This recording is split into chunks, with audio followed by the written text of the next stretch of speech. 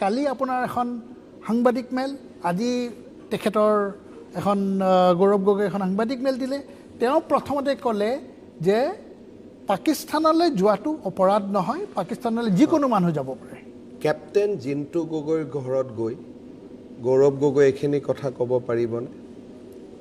কাৰ্গিলৰ শ্বহীদসকলৰ ঘৰত গৈ এই কথাটো ক'ব পাৰিবনে যে পাকিস্তানলৈ যোৱাটো অপৰাধ নহয়?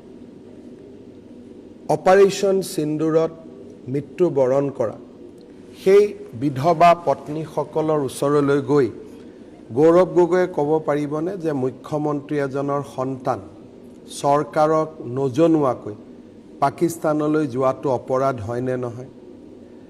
আমি সকলোৱে ৰাজনীতি কৰোঁ, কিন্তু দেশ আৰু জাতি ৰাজনীতিৰ ওপৰত থাকে। মই বিজেপিৰ কথা বাদ দিলোঁ, কংগ্ৰেছৰ কোনজন নেতা, মই বিজেপিৰ কথা দূৰত ক'লোঁ, কেতিয়াবা ৰাহুল গান্ধীক পাকিস্তান যোৱা দেখিছে? কেতিয়াবা প্ৰিয়ংকা গান্ধীক পাকিস্তান যোৱা দেখিছে? কেতিয়াবা চিদাম্বৰমক পাকিস্তান যোৱা দেখিছে ফুৰিবৰ কাৰণে?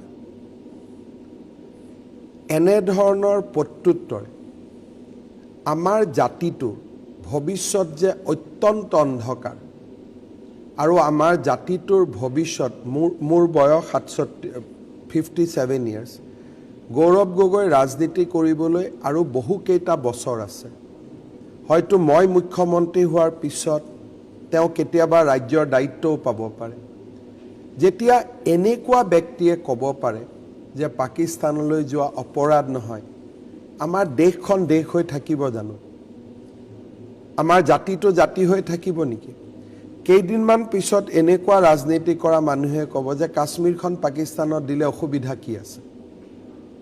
গতিকে এনেকুৱা ধৰণৰ কথাত যুক্তি আৰু তৰ্ক নহয়।